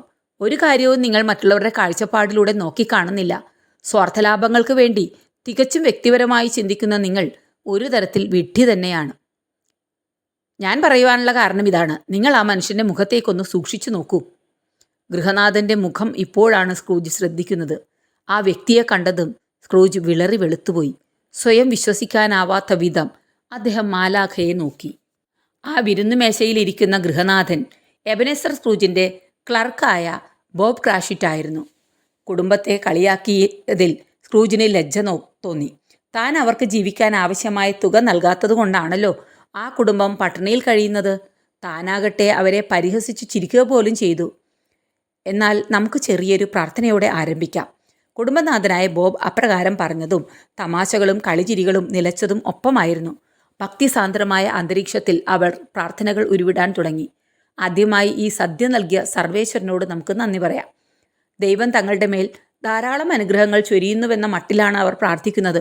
ആ പ്രാർത്ഥന കേട്ട സ്ക്രൂജിന് ഒരു കാര്യം മാത്രം മനസ്സിലായില്ല. ഇത്രയധികം ദാരിദ്ര്യവും കഷ്ടപ്പാടും നൽകിയിട്ടും ഈ കുടുംബം ദൈവത്തിനെ സ്തുതിക്കുന്നു. ബോബ് ക്രാഷിറ്റ് തുടർന്നു. ഇനി നമുക്ക് എൻ്റെ യജമാനനായ എബനേസർ സ്ക്രൂജിന് വേണ്ടി പ്രാർത്ഥിക്കാം. അദ്ദേഹത്തിൻ്റെ ജീവിതത്തിലെ സകല ഐശ്വര്യങ്ങൾക്കും ദൈവത്തിന് നന്ദി പറയാം. സ്ക്രൂജ് ഞെട്ടിപ്പോയി. ഇത്രയധികം കഷ്ടപ്പെടുത്തിയിട്ടും ഇതാ തനിക്കായി പ്രാർത്ഥിക്കുവാൻ ഒരു കുടുംബം. ജീവിതത്തിൽ താൻ ഇനിയും ദർശിക്കാത്ത ഇത്തരം കാര്യങ്ങൾ സ്ക്രൂജിൽ കാര്യമായ പരിവർത്തനങ്ങൾ വരുത്തുന്നുണ്ടായിരുന്നു. എബനേസർ സ്ക്രൂജിൻ്റെ കണ്ണുകൾ ഈറനണിഞ്ഞു. അദ്ദേഹം മാലാഖ കാണാതെ കണ്ണു തുടച്ചു. സന്തോഷം കളിയാടിയിരുന്ന ആ ഡിന്നർ മേശയ്ക്കരികിൽ നിന്നും ചെറിയൊരു ശകാരവാക്ക് ഉയർന്നു കേട്ടപ്പോൾ സ്ക്രൂജ് ശ്രദ്ധിച്ചു. ആ മനുഷ്യൻ്റെ പേരിൽ നിങ്ങൾ ദയവായി പ്രാർത്ഥന നടത്തരുത്. മിസ്സിസ് ക്രാഷിറ്റാണ് ചെറിയ തോതിൽ പൊട്ടിത്തെറിക്കുന്നത്. പ്രിയ ഭാര്യയെ, നമ്മുടെ ഇന്നത്തെ ഭക്ഷണം എബനേസർ സ്ക്രൂജിൽ നിന്ന് ലഭിച്ച തുക കൊണ്ടാണ്. അത് നീ മറക്കരുത്. മറക്കരുത് പോലും. ഓർമ്മിക്കാൻ തക്കവണ്ണം ധാരാളം സഹായങ്ങൾ ആ മനുഷ്യൻ നൽകിയിട്ടുണ്ടല്ലോ. കഷ്ടം. നിങ്ങളുടെ ശമ്പളമെങ്കിലും നേരെ ചൊവ്വെ തന്നിരുന്നുവെങ്കിൽ നമുക്ക് പട്ടിണി കൂടാതെ കഴിയാമായിരുന്നു. അത് അദ്ദേഹത്തിൻ്റെ തീരുമാനമാണ്. എങ്കിൽ ഇത് എൻ്റെ തീരുമാനമാണ്. അയാൾക്ക് വേണ്ടി ഞാൻ പ്രാർത്ഥിക്കുകയില്ല. പ്രിയതമേ, ഇന്ന് ക്രിസ്മസ് ആണ്. നമ്മുടെ നാവിൽ നിന്നും സ്തുതിഗീതങ്ങളും ശുഭവചനങ്ങളും പുറപ്പെടണം. നമ്മുടെ പ്രിയ കുഞ്ഞുങ്ങൾക്ക് നൽകാവുന്ന ഏറ്റവും വലിയ ക്രിസ്മസ് സന്ദേശം അതാണ്. സ്വന്തം കുഞ്ഞുങ്ങൾക്കായി നൽകാവുന്ന ഏറ്റവും വലിയ സമ്പാദ്യം സന്മാർഗ ജീവിതമാണ്. ഏതായാലും ബോബിൻ്റെ ഈ സൗമ്യവചനങ്ങൾ കേട്ടതോടെ മിസ്സിസ് ക്രാഷിൻ്റെ ഹൃദയം തണുത്തു. ക്ഷമിക്കണം ബോബ്, എൻ്റെ വിഷമം കൊണ്ട് പറഞ്ഞു പോയതാണ്. മക്കളെ, നമുക്കെല്ലാവർക്കും പിതാവിൻ്റെ തൊഴിലുടമയായ എബനേസർക്ക് വേണ്ടി ഹൃദയം തുറന്ന് പ്രാർത്ഥിക്കാം. ആ കുടുംബം ഒന്നടങ്കം തനിക്ക് വേണ്ടി കണ്ണുകളടച്ച് കരങ്ങൾ കൂപ്പി പ്രാർത്ഥിക്കുന്നത് കണ്ട് സ്ക്രൂജ് പശ്ചാത്താപ വിവശനായി. അറിയാതെ തന്നെ പ്രാർത്ഥനാനിരതനായി അദ്ദേഹവും നിലകൊണ്ടു. കണ്ണു തുറക്കൂ, ബാക്കിയുള്ള ഭാഗങ്ങൾ കൂടി കാണേണ്ടതുണ്ട്. അല്ല ടൈനി ടീം, നിന്നോടൊരു കാര്യം ചോദിക്കണമെന്നുണ്ട്. ബോബ് ക്രാഷിറ്റ് 5-ാമത്തെ കസേരയിലിരുന്ന് തമാശകൾ പങ്കുവച്ചിരുന്ന ബാലനോടായി പറഞ്ഞു. അതെന്താ ഡാഡി, 1 or 10 ചോദിച്ചോളൂ. ബോബ് ക്രാഷിറ്റ് മകനോടായി പറഞ്ഞു. ഞാൻ കഴിഞ്ഞ കുറേ ദിവസങ്ങളായിട്ട് ഒരു കാര്യം ശ്രദ്ധിക്കുന്നു. ടിം, നീ വളരെ നേരത്തെ പള്ളിയിലെത്തുന്നുണ്ടല്ലോ. എന്നാൽ തിരിച്ചു വരുന്നത് വളരെ താമസിച്ചാണ്. മോൻ ആർക്കു വേണ്ടിയാണ് പ്രാർത്ഥിക്കുന്നതെന്ന് പറഞ്ഞാൽ മതി. അമ്മ കൊച്ചു ടിമ്മിനെ സഹായിക്കുവാനെത്തി. ഞാൻ ആർക്കു വേണ്ടിയും പ്രാർത്ഥിക്കുന്നില്ല. പക്ഷേ നീ പള്ളിയിൽ വളരെയധികം സമയം ചെലവഴിക്കുന്നുണ്ടല്ലോ. അങ്ങനെയെങ്കിൽ അവിടെ നീ എന്തു ചെയ്യുകയാണ്? ഞാൻ പള്ളിയിൽ വരുന്നവരെ പ്രാർത്ഥിക്കുന്ന മനുഷ്യരാക്കി മാറ്റുകയാണ്. അമ്മേ, ഞാൻ പള്ളിയിലെത്തുമ്പോൾ എല്ലാവരും തന്നെ വെറുതെ നാട്ടുകാര്യങ്ങളും പറഞ്ഞ് സമയം പാഴാക്കുകയായിരിക്കാം. എന്നാൽ ഞാൻ എത്തിയാൽ കാര്യങ്ങൾ ആകെ മാറും. എന്നെ കണ്ടാൽ പിന്നെ എല്ലാവരും ഇങ്ങനെയാണ്. ടിം സാവധാനം കണ്ണുകൾ ആകാശത്തേക്ക് ഉയർത്തി കൈകൾ വിരിച്ചു പിടിച്ച് തുടർന്നൊരു പ്രാർത്ഥന നീട്ടിച്ചൊല്ലി. ഏതോ വൃദ്ധനെ അനുകരിക്കുന്ന രീതിയിലാണ് പ്രാർത്ഥന. സകല ലോകത്തിൻ്റെയും നാഥനായ ദൈവമേ, ഈ കുഞ്ഞിൻ്റെ ആയുസ് നീട്ടിക്കൊടുക്കണമേ. ഇവനെ ഉടനെയൊന്നും മരണത്തിന് വിട്ടുകൊടുക്കരുതേ. ടിമ്മിൻ്റെ പ്രാർത്ഥന കേട്ട് സ്ക്രൂജ് ഒന്ന് നടുങ്ങി. താൻ എന്താണ് ഈ കേട്ടത്? ഈ കൊച്ചുകുട്ടി മരണത്തിൻ്റെ വക്കിലെത്തിയിരിക്കുന്നുവെന്നോ? ഒരു നാട് മുഴുവൻ ഈ കുട്ടിക്ക് വേണ്ടി പ്രാർത്ഥിക്കുന്നുവെന്നോ? തന്നോടൊപ്പമുള്ള മാലാഖയോട് വളരെയധികം ആകാംക്ഷയോടെ സ്ക്രൂജ് ചോദിച്ചു. പറയൂ, ഈ കുട്ടിക്ക് എന്ത് സംഭവിക്കും? എന്താണ് ഇവൻ്റെ അസുഖം? അസ്ഥികളെ ക്ഷയിപ്പിക്കുന്ന മാരകമായ രോഗമാണ് ഈ ബാലനെ ബാധിച്ചിരിക്കുന്നത്. അവൻ്റെ ദിവസങ്ങൾ എണ്ണപ്പെട്ടിരിക്കുന്നു. എബനേസർ സ്ക്രൂജിൻ്റെ ഉള്ളിൽ ഒരു വെള്ളിടി മുഴങ്ങി. ഇത്രയും ഓമനത്വമുള്ള ചുറുചുളുക്കുള്ള ബാലൻ മരണമടയുമെന്നോ? മാരകമായ ഒരസുഖത്തിൻ്റെ പിടിയിലാണ് അവനെന്നോ? ചുറ്റും നടക്കുന്ന കാര്യങ്ങളെപ്പറ്റി താൻ എന്തുമാത്രം അജ്ഞനാണെന്ന് സ്ക്രൂജ് ചിന്തിച്ചു. തീർച്ചയായും തൻ്റെ ജീവിതം വലിയൊരു പരാജയമായി തീർന്നിരിക്കുന്നുവെന്ന് അദ്ദേഹം വിലയിരുത്തി. നമുക്ക് തിരിച്ചു പോവേണ്ട സമയമായി. അല്പം കൂടി ക്ഷമിക്കൂ. സ്ക്രൂജിന് അവിടെ നിന്നും മടങ്ങുവാൻ അല്പം പോലും മനസ്സുണ്ടായിരുന്നില്ല. അദ്ദേഹത്തിൻ്റെ ചിന്തകളിൽ മുഴുവൻ കൊച്ചു ടിം ആണ്. മരണത്തിലേക്ക് സാവധാനം നടന്നെടുത്തുകൊണ്ടിരിക്കുന്ന ആ ബാലൻ അത്രയേറെ അദ്ദേഹത്തെ സ്വാധീനിച്ചിരിക്കുന്നു. താങ്കൾക്ക് ഭാവി പ്രവചിക്കാൻ സാധിക്കുമല്ലോ. പറയൂ, പാവം ടിം മരിക്കുമോ? സ്ക്രൂജ് മാലാഖയോട് ചോദിച്ചു. നിങ്ങൾ ആ കുട്ടിയെ ഓർത്ത് വ്യസനിക്കേണ്ട. അവൻ കുറച്ചു ദിനങ്ങൾ കൂടി മാത്രമേ ഇനി ജീവിച്ചിരിക്കുകയുള്ളൂ. സ്ക്രൂജിൽ നിന്നും ഒരു വിലാപമുയർന്നു. അദ്ദേഹത്തിൻ്റെ നരച്ച താടിയിലൂടെ കണ്ണീർ ധാരധാരയായി ഒഴുകി. ഏതൊരു കഠിന ഹൃദയൻ്റെയും കരളലിയിക്കുന്ന കാഴ്ചയായിരുന്നു അത്. ഇല്ല, കൊച്ചു ടിം മരിക്കില്ല. ഒരു ഭ്രാന്തനെ പോലെ എബനേസർ സ്ക്രൂജ് പുലമ്പുകയാണ്. അവൻ ജീവിച്ചിരിക്കണമെന്ന് അദ്ദേഹം തീവ്രമായി ആഗ്രഹിക്കുന്നു. സ്വന്തം മകൻ നഷ്ടപ്പെടുന്നത് പോലെയുള്ള വേദന അദ്ദേഹം ഇപ്പോഴനുഭവിക്കുകയാണ്. ഒരു പിതാവിനും ഇത്തരത്തിലുള്ള ഒരു ദുരനുഭവം ഉണ്ടാകരുതേ എന്ന് പ്രാർത്ഥിക്കുകയാണ്. പ്രാർത്ഥന എന്താണെന്നറിയാതിരുന്ന സ്ക്രൂജ് ഇപ്പോൾ അവിരാമം പ്രാർത്ഥിക്കുകയാണ്. നിങ്ങൾക്കെന്താ, ഞാൻ പറഞ്ഞത് വിശ്വാസമായില്ലേ? എങ്കിൽ നമുക്ക് ടിമ്മിൻ്റെ വീട് ഒരിക്കൽ കൂടി സന്ദർശിക്കാം. സ്ക്രൂജ് താഴേക്ക് നോക്കിയപ്പോൾ പഴയ രംഗം തന്നെയാണ് കാണുവാൻ കഴിഞ്ഞത്. എന്നാൽ ടിമ്മിൻ്റെ കസേര ശൂന്യമായിരിക്കുന്നു. അവൻ ഇരുന്ന സ്ഥലത്ത് ഒരു ചുവന്ന റോസാപ്പൂവ് വെച്ചിട്ടുണ്ട്. ടൈനി ടിം ഉപയോഗിച്ചിരുന്ന ഊന്നുകോൽ അനാഥമായ നിലയിൽ ഭിത്തിയിൽ ചാരി വെച്ചിരിക്കുന്നു. ഭവനമാകെ ശോകമൂകമാണ്. എന്നെ തിരിച്ചെത്തിക്കണം, എനിക്കിത് കാണണ്ട. സ്ക്രൂജ് വിളിച്ചു പറഞ്ഞു. എബനേസർ സ്ക്രൂജ് കിടക്കയിൽ തിരിഞ്ഞു മറിഞ്ഞു കിടക്കുകയാണ്. മൂന്നാമൻ എത്തേണ്ട സമയമായിരുന്നു. ആദ്യം വന്ന രണ്ടുപേരും നൽകിയ അനുഭവങ്ങൾ അങ്ങേയറ്റം അസ്വസ്ഥതയുളവാക്കുന്നതായിരുന്നു. ജീവിതത്തെപ്പറ്റിയുള്ള സ്ക്രൂജിൻ്റെ വീക്ഷണം ആകെ മാറ്റിമറിച്ച അനുഭവങ്ങൾ. താൻ ആരായിരുന്നു? ഇപ്പോൾ താൻ ആരാണ്? തന്നോട് തന്നെ സ്ക്രൂജ് ചോദ്യങ്ങൾ ചോദിച്ചുകൊണ്ടിരുന്നു. ഉത്തരം ലഭിക്കാത്ത ചോദ്യങ്ങൾ. ആദ്യം പ്രത്യക്ഷപ്പെട്ട രണ്ട് ആത്മാക്കൾക്കും മറുപടി തരുവാൻ സാധ്യമാകാതിരുന്ന ചോദ്യങ്ങൾ. ഒരുപക്ഷെ മൂന്നാമന് തന്നെ സഹായിക്കുവാൻ കഴിഞ്ഞേക്കും. എബനേസർ കാത്തിരുന്നു. വീണ്ടും ഒരു മണി മുഴങ്ങി. സ്ക്രൂജ് ജനാലയിലേക്ക് നോക്കി. അതാ, മൂന്നാമൻ പ്രത്യക്ഷപ്പെട്ടിരിക്കുന്നു. അവസാനത്തെ ആത്മാവിന് സ്വാഗതം.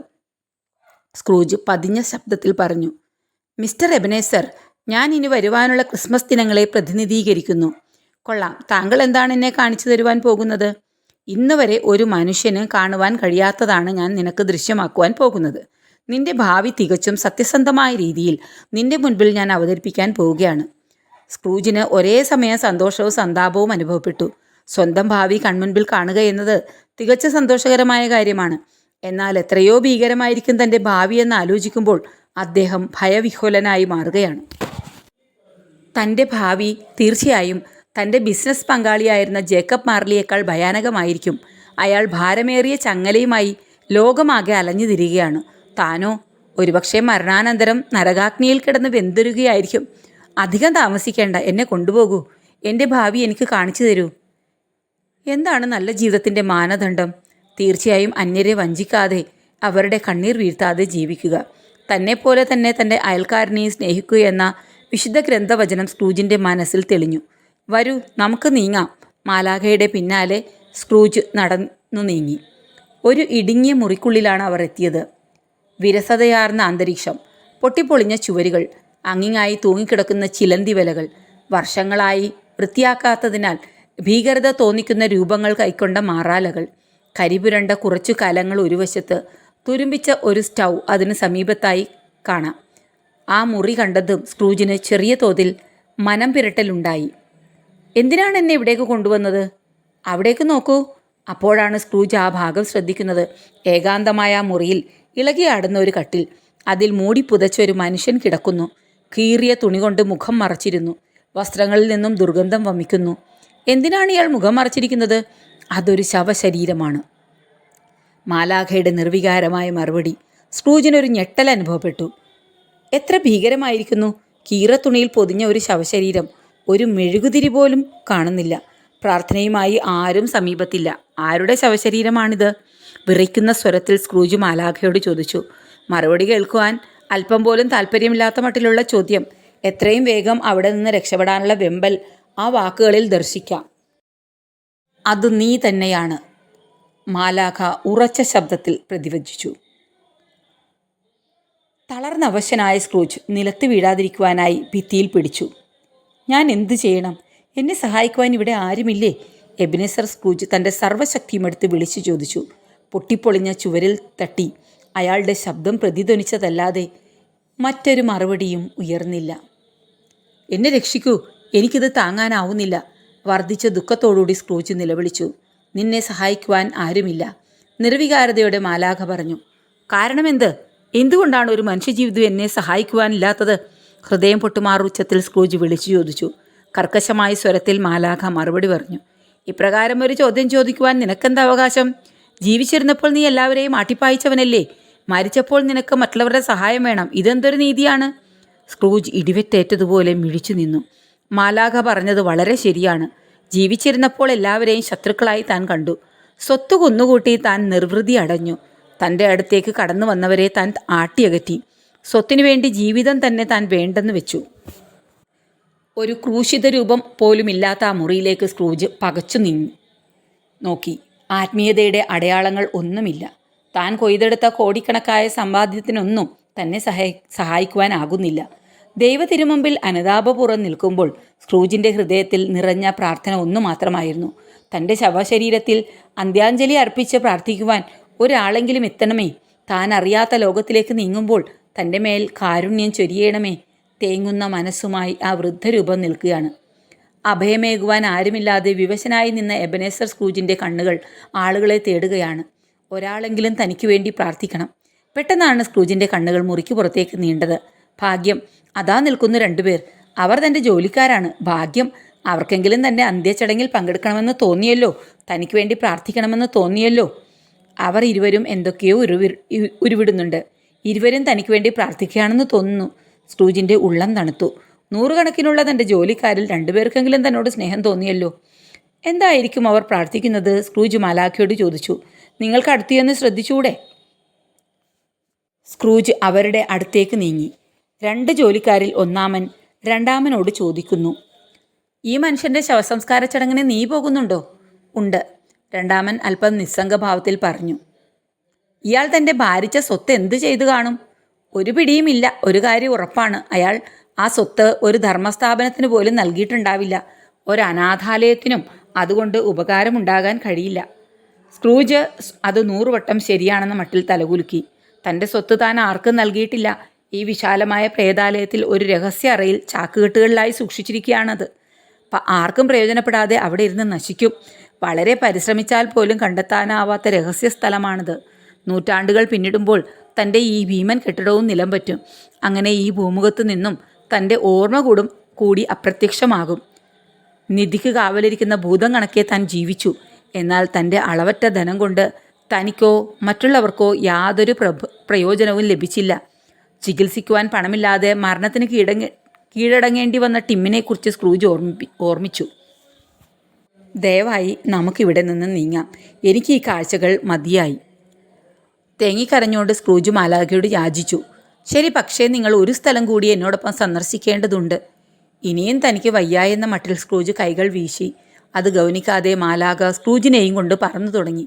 തൻ്റെ നരച്ച മുഖത്തു നിന്നും കണ്ണുനീർ തുള്ളികൾ ഇറ്റിറ്റു വീഴുന്നത് സ്ക്രൂജ് അപ്പോൾ അറിയുന്നുണ്ടായിരുന്നില്ല. അവർ ചെന്നത് ഒരു പൊതു ശ്മശാനത്തിലേക്കാണ്. സമൂഹത്തിലെ അനാഥരുടെയും അഗതികളുടെയും അന്ത്യവിശ്രമ സ്ഥലം.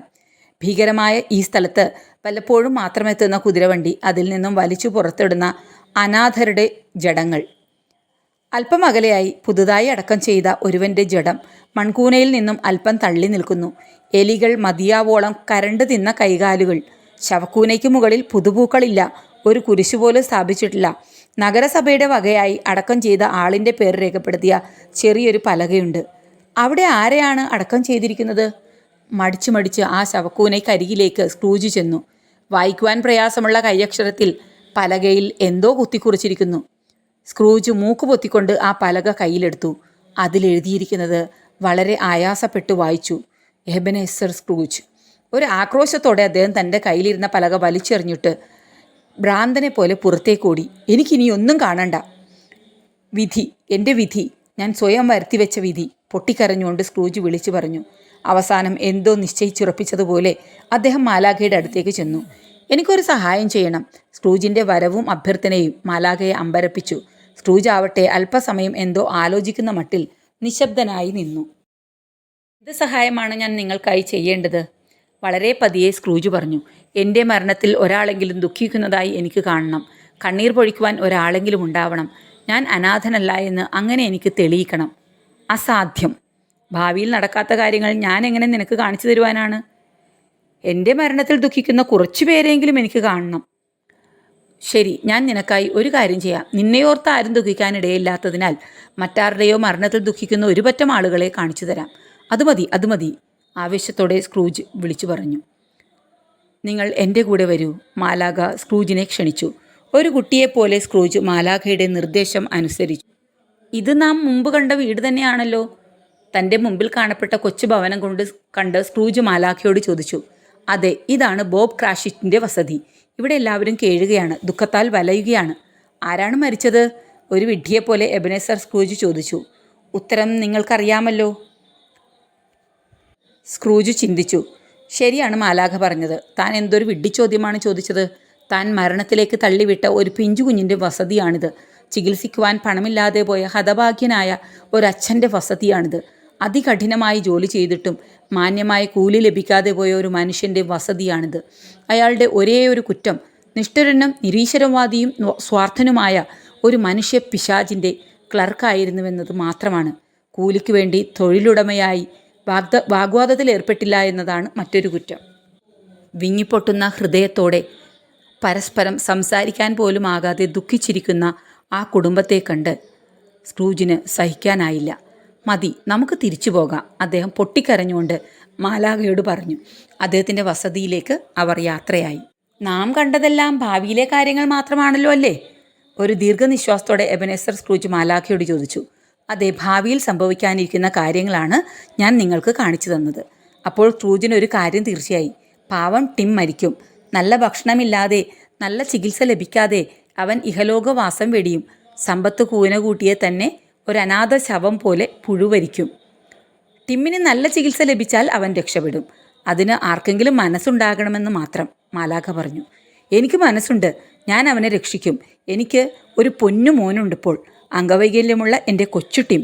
അവനെ ഞാൻ രക്ഷിക്കും. സ്ക്രൂജ് അലറി വിളിച്ചു. മാലാഖ ആ ജൽപ്പനങ്ങൾ ശ്രദ്ധിക്കാതെ സ്ക്രൂജിനോടായി പറഞ്ഞു. എനിക്ക് അനുവദിച്ചിരിക്കുന്ന സമയം അവസാനിച്ചിരിക്കുന്നു. നിങ്ങൾ എവിടേക്ക് പോകുന്നു? ഞാൻ എന്നെ അയച്ച ഈശ്വരൻ്റെ പക്കലേക്ക് പോകുന്നു. ഞാൻ എന്ത് ചെയ്യണമെന്ന് അങ്ങ് പറഞ്ഞില്ല. എനിക്ക് അവിടുന്ന് ശരിയായ മാർഗനിർദ്ദേശം നൽകിയില്ല, സ്ക്രൂജ് വെപ്രാളത്തോടെ പറഞ്ഞു. മാലാഖ ഒരു നിമിഷം ചിന്തിച്ചു നിന്ന ശേഷം ഒരു പുഞ്ചിരിയോടെ പറഞ്ഞു. ഒരുവൻ എന്ത് ചെയ്യണമെന്ന് അവനവൻ തന്നെ ചിന്തിക്കണം. അതിനായിട്ടാണ് ദൈവം അവന് സ്വതന്ത്രം മനസ്സ് നൽകിയിരിക്കുന്നത്. നീ എന്ത് ചെയ്യണമെന്ന് പറയുവാൻ എനിക്ക് അവകാശമില്ല. ഞാൻ പോട്ടെ. മാലാഖ സാവധാനം മറയുകയാൻ പോവുകയാണെന്ന് സ്ക്രൂജിന് മനസ്സിലായി. തൻ്റെ അവസാന ആശ്രയം കൂടി നഷ്ടപ്പെടുന്നത് കണ്ട അദ്ദേഹം ഒരു ഭ്രാന്തനെ പോലെ അലറിക്കരഞ്ഞുകൊണ്ട് മാലാഖയുടെ കാലിൽ പിടുത്തമിട്ടു. എന്നിട്ട് ഒരു ശിശുവിനെ പോലെ വിതുമ്പിക്കരഞ്ഞു. ഇല്ല, അങ്ങയെ ഞാൻ വിടില്ല. അവിടുന്ന് പോകുവാൻ പാടില്ല. ഞാൻ വിടില്ല, വിടില്ല. സ്ക്രൂജ് പെട്ടെന്ന് കണ്ണു തുറന്നു. എന്താ ഇത്? താൻ എന്താണ് കാണുന്നത്? ഇതുവരെയും കണ്ടത് സ്വപ്നമായിരുന്നുവോ? അദ്ദേഹം കട്ടിലിൻ്റെ കാലുകളിൽ ഒന്നിൽ ബലമായി പിടിച്ചിരിക്കുകയാണ്. മാലാഖയുടെ കാലെന്ന മട്ടിൽ അദ്ദേഹം പിടിച്ചിരുന്നത് കട്ടിലിൻ്റെ കാലായിരുന്നോ? സ്ക്രൂജ് അന്താളിപ്പോടെ എഴുന്നേറ്റു. താൻ കണ്ടത് യാഥാർത്ഥ്യമായിരുന്നോ അതോ വെറുമൊരു സ്വപ്നമോ? അദ്ദേഹത്തിന് വിശ്വസിക്കാനാവുന്നില്ല. തൻ്റെ ശവശരീരം കിടന്നിരുന്ന മുറിയാണോ ഇത്? എവിടെയാ മാലാഖമാർ? 3 മാലാഖമാരെവിടെ? എവിടെയാണ് ജേക്കബ് മാർലി, വിശ്വസ്തനായിരുന്ന തൻ്റെ ബിസിനസ് പങ്കാളി? 7 വർഷം മുമ്പ് മരണമടഞ്ഞ ബിസിനസ് പങ്കാളി? താൻ കാണുന്നത് സ്വപ്നമോ യാഥാർത്ഥ്യമോ? സ്ക്രൂജിന് ചിന്തിക്കുവാൻ പോലും ആവുന്നില്ല. താൻ ബോബ് ക്രാഷിറ്റിൻ്റെ വീട് സന്ദർശിച്ചിരുന്നു. ഇതുവരെയും കേട്ടിട്ട് പോലുമില്ലാത്ത ടിമ്മിനെ താൻ കണ്ടു. അവൻ്റെ മരണം തന്നെ സ്പർശിച്ചു. ഇന്നോളുമുള്ള തൻ്റെ ജീവിതം താൻ അനുഭവിച്ചറിഞ്ഞു. ദൈവത്തിൻ്റെ പാവനമായ സ്നേഹം രുചിച്ചറിഞ്ഞു. ക്രിസ്മസിൻ്റെ മഹത്തരമായ സന്ദേശം ഞാൻ ഉൾക്കൊണ്ടു. സ്ക്രൂജ് ഒരു പുതിയ മനുഷ്യനാവുകയായിരുന്നു. സ്ക്രൂജിൽ അപ്പോൾ താൻ ഇനിയും ചെയ്തു തീർക്കേണ്ട ജോലിയെക്കുറിച്ചുള്ള ചിന്തകളായിരുന്നു നിറഞ്ഞു നിന്നത്. താൻ ഒരു പുതിയ മനുഷ്യനായി എന്നത് തെളിയിക്കേണ്ടതുണ്ട്.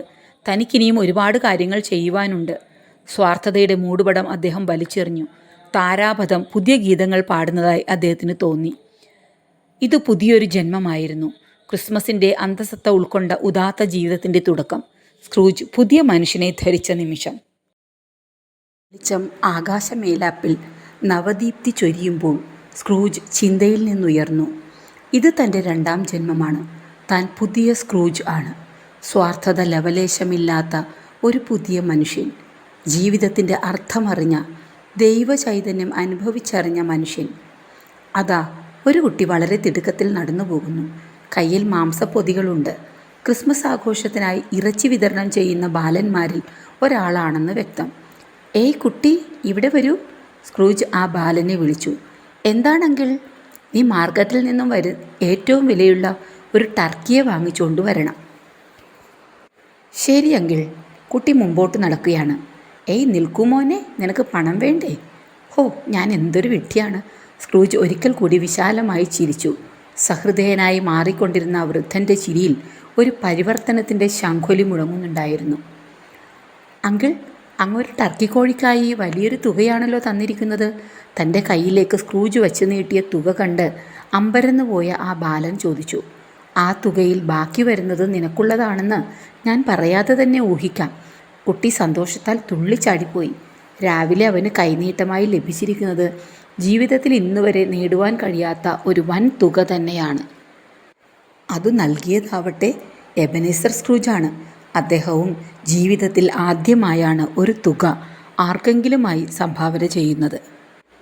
അങ്കിൾ, അങ്ങ് പറഞ്ഞ രീതിയിലുള്ള ടർക്കി കോഴി ഇതാ റെഡി. ബാലൻ നന്നായി കൊഴുത്ത വലിയൊരു ടർക്കിയുമായി നിൽക്കുകയാണ്. മിടുക്കൻ. എബനേസർ സ്ക്രൂജ് അവൻ്റെ തോളിൽ തട്ടി അഭിനന്ദിച്ചു. ഇപ്പോൾ സംഭവിക്കുന്നതെല്ലാം പുതുമകളാണ്. ഇതിനു മുൻപ് അദ്ദേഹം ജീവിതത്തിൽ ആരെയും തന്നെ അഭിനന്ദിച്ചിട്ടുണ്ടായിരുന്നില്ല. മോനെ, നീ എനിക്ക് വേണ്ടി ഒരു കാര്യം കൂടി ചെയ്യണം. ഇത്ര നല്ല ഒരു അങ്കിളിന് വേണ്ടി ഞാൻ ഒന്നല്ല 100 കാര്യങ്ങൾ വേണമെങ്കിലും ചെയ്യാം. ആ ബാലൻ തൻ്റെ സന്നദ്ധത അറിയിച്ചത് ഇപ്രകാരമാണ്: നീ ഈ ടർക്കിയെ എൻ്റെ ക്ലർക്കായ ബോബ് ക്രാഷിറ്റിൻ്റെ വീട്ടിലെത്തിക്കണം. ഞാനാണ് ഇത് കൊടുത്തയച്ചതെന്ന് ഒരിക്കലും അയാൾ അറിയരുത്. തുടർന്ന് മുറിയിലെത്തിയ സ്ക്രൂജ് തൻ്റെ ഏറ്റവും മികച്ച കോട്ട് ധരിച്ചു. അടുത്തുണ്ടായിരുന്ന പൊട്ടിപ്പൊളിഞ്ഞ കണ്ണാടിയിൽ നോക്കി മുടി ചീകി. ധൃതിയിൽ ഗോവണിപ്പടികൾ ഇറങ്ങി താഴെ എത്തി. ഏയ് വണ്ടിക്കാരാ! അതിലേ കടന്നുപോയ ഒരു കുതിരവണ്ടിക്കാരനെ അദ്ദേഹം കൈകാട്ടി വിളിച്ചു. കുതിരവണ്ടിക്കാരന് അത്ഭുതമായി. വളരെ വർഷങ്ങളായി സ്ക്രൂജിനെ അറിയാമെങ്കിലും ആദ്യമായാണ് അദ്ദേഹം തൻ്റെ കുതിരവണ്ടി വാടകയ്ക്ക് വിളിക്കുന്നത്. സാർ, അങ്ങ് എവിടേക്കാണ്? എൻ്റെ മരുമകനായ ഫ്രെഡിൻ്റെ വീട്ടിലേക്കാവട്ടെ. വണ്ടിക്കാരൻ ഒന്നുകൂടി ഞെട്ടി. ഇത് തികച്ചും അത്ഭുതമായിരിക്കുന്നു. ഫ്രെഡിനെ വെറുപ്പോടുകൂടി ആട്ടിപ്പായിച്ചിരുന്ന എബനേസറാണ് ഇപ്പോൾ അവൻ്റെ വീട്ടിലേക്ക് നീങ്ങുന്നത്. അതും ഒരു കുതിരവണ്ടി വാടകയ്ക്കെടുത്ത് ഉല്ലാസവാനായി. ഇയാൾക്കിതെന്ത് പറ്റിയെന്ന് വണ്ടിക്കാരൻ ചിന്തിച്ചു. വാതിൽപ്പടിയിൽ കെട്ടിത്തൂക്കിയിരിക്കുന്ന പഴയ ഓട്ടുമണി ശബ്ദിക്കുന്നത് കേട്ട് ഫ്രെഡിൻ്റെ ഭാര്യയായ പെഗ്ഗാണ് വാതിൽ തുറന്നത്. അയ്യോ അങ്കിൾ, അങ്ങ് ഇന്ന്? അവൾക്ക് കൂടുതലൊന്നും പറയുവാൻ കൂടി കഴിഞ്ഞില്ല. ഉടനടി ഫ്രെഡും അവിടേക്കെത്തി. നീ ഒരിക്കൽ എന്നെ സദ്യയ്ക്ക് ക്ഷണിച്ചപ്പോൾ ഞാനത് നിരസിച്ചു. അതുമാത്രമല്ല, നിന്റെ അതിഥിയായിരിക്കുന്നത് കുറച്ചിലായിരിക്കുമെന്ന് ഞാൻ കരുതുകയും ചെയ്തു. അങ്കിൾ എന്താ ഇങ്ങനെയൊക്കെ പറയുന്നത്? ദയവായി കയറി വരൂ. വളരെയധികം സന്തോഷത്തോടെ ഫ്രെഡ് സ്ക്രൂജിനെ വീട്ടിലേക്ക് സ്വാഗതം ചെയ്തു. ഇനി മുതൽ നിന്റെ വീട്ടിലെ സ്ഥിരം അതിഥിയായിരിക്കുവാൻ ഞാൻ തീരുമാനിച്ചിരിക്കുകയാണ്. നിനക്കതിൽ ബുദ്ധിമുട്ടുണ്ടോ? ബുദ്ധിമുട്ടോ? ഞങ്ങൾക്കോ? അങ്കിൾ വന്നില്ലെങ്കിലല്ലേ ഞങ്ങൾക്ക് ബുദ്ധിമുട്ടുള്ളൂ. ഫ്രെഡിൻ്റെ ഭാര്യയാണ് മറുപടി പറഞ്ഞത്. വെറുതെ വേണ്ട, എൻ്റെ സ്വത്തിൻ്റെ പകുതി ഞാൻ നിങ്ങൾക്ക് നൽകിയിരിക്കുന്നു. അയ്യോ അങ്കിൾ, ഫ്രെഡിനിതെല്ലാം വെറുമൊരു സ്വപ്നമായിട്ടാണ് അനുഭവപ്പെടുന്നത്. എങ്കിലും ഈ സ്വപ്നത്തിൽ നിന്നും ഉണരരുത് എന്നയാൾ തീവ്രമായി ആഗ്രഹിച്ചു. ഫ്രെഡ്, നിന്നെ ഞാൻ എൻ്റെ ബിസിനസ് പങ്കാളിയുമാക്കിയിരിക്കുന്നു. എൻ്റെ മരണശേഷം ഈ ഭാരിച്ച സ്വത്ത് മുഴുവൻ നിങ്ങൾ രണ്ടുപേരുടേതുമായിരിക്കും. ആ പാവം യുവദമ്പതികൾക്ക് ഒന്നും പറയുവാനുണ്ടായിരുന്നില്ല. കുറേ സമയത്തിനു ശേഷമാണ് അവർ സുബോധം വീണ്ടെടുത്തത്. നിങ്ങൾ കൊള്ളാമല്ലോ, അതിഥിയോടൊന്നിരിക്കുവാൻ കൂടി പറഞ്ഞില്ല. സ്ക്രൂജ് ഒരു തമാശ കൂടി പൊട്ടിച്ചു. ഇത് ഞങ്ങളുടെ അങ്കിൾ തന്നെയാണോ എന്ന് ഇരുവർക്കും സംശയം തോന്നിക്കുമാറ് സ്ക്രൂജിൽ നിന്നും ഒരു പൊട്ടിച്ചിരി ഉയർന്നു. പിറ്റേന്ന് സ്ക്രൂജിൻ്റെ ക്ലർക്കായ ബോബ് ക്രാഷിറ്റ് കരാർ പ്രകാരം ഓവർ ടൈം ജോലി ചെയ്യുവാനായി പതിവിലും നേരത്തെ എത്തി. അയാളെ സ്ക്രൂജ് അടുത്തേക്ക് വിളിച്ചു. ഇന്നലെ നിങ്ങൾ ലീവ് എടുത്തല്ലോ, അതിനാൽ ഇന്ന് നിങ്ങൾ അധിക ജോലി ചെയ്യണം. ഉവ്, ഞാൻ തയ്യാറായിട്ടാണ് വന്നിരിക്കുന്നത്, വളരെ ഭവ്യതയോടെ ബോബ് പറഞ്ഞു. ശരി, ഏതായാലും ഇന്നു മുതൽ നിങ്ങളുടെ ശമ്പളത്തിൽ ഒരു നേരിയ വർധനവ് വരുത്തുവാൻ പോവുകയാണ്. അത് കേട്ടെങ്കിലും ബോബിന് പ്രത്യേകിച്ചൊന്നും തോന്നിയില്ല. സ്ക്രൂജിൻ്റെ സ്വഭാവം മറ്റാരേക്കാളും നന്നായി അറിയാവുന്നവനാണ് അയാൾ. എന്നാൽ തുക കേട്ടപ്പോൾ ബോബ് ക്രാഷിറ്റ് ഞെട്ടിത്തരിച്ചുപോയി. താൻ പ്രതീക്ഷിച്ചതിലും 10 മടങ്ങ് തുകയാണ് സ്ക്രൂജ് നൽകിയിരിക്കുന്നത്. ഇത് സത്യമോ മിഥ്യയോ എന്നറിയാതെ ആ പാവം ബുദ്ധിമുട്ടി. ഇന്നേതായാലും താൻ ഓവർ ടൈം വർക്ക് ചെയ്യേണ്ടതില്ല. നമുക്കൊരുമിച്ച് തൻ്റെ വീട്ടിലേക്ക് പോകാം. അന്താളിപ്പ് വിട്ടുമാറാതെ ബോബ് സ്ക്രൂജിനോടൊപ്പം തൻ്റെ ഭവനത്തിലേക്ക് ചെന്നു. പിന്നീട് അവിടെ സംഭവിച്ചത് പ്രത്യേകം പറയേണ്ടതില്ല. രോഗാതുരനായ ടിമ്മിൻ്റെ രണ്ടാനച്ഛനായി മാറി എബനേസർ സ്ക്രൂജ്. ഏറ്റവും പ്രഗത്ഭനായ ഡോക്ടറെ കൊണ്ടുതന്നെ ടിമ്മിനെ അദ്ദേഹം ചികിത്സിപ്പിച്ചു. അവൻ ഇപ്പോൾ മറ്റേതൊരു കുട്ടിയെയും പോലെ ഓടിച്ചാടി നടക്കുന്നു. സ്ക്രൂജ് തൻ്റെ സ്വപ്നം മറ്റുള്ളവരുമായി ഇടയ്ക്ക് പങ്കുവയ്ക്കാറുണ്ട്. ടൈനി ടിം ഒരിക്കൽ സ്ക്രൂജിനോട് ചോദിച്ചു, അങ്കിൾ, പിന്നീട് എപ്പോഴെങ്കിലും അങ്ങ് ആ മാലാഖമാരെ കണ്ടിട്ടുണ്ടോ? തൻ്റെ മടിയിലിരിക്കുന്ന ടിമ്മിൻ്റെ മുടിയിഴകൾ സ്നേഹപൂർവ്വം തലോടിക്കൊണ്ട് സ്ക്രൂജ് പറഞ്ഞു. അതെങ്ങനെയാണ്? എൻ്റെ കൊച്ചുമോൻ സമ്മതിച്ചിട്ട് വേണ്ടേ? സ്ക്രൂജിൻ്റെ നരച്ച താടിയിൽ ചുംബിച്ചുകൊണ്ട് ടിം പറഞ്ഞു. ഞാൻ ഒരിക്കലും സമ്മതിക്കുകയില്ല.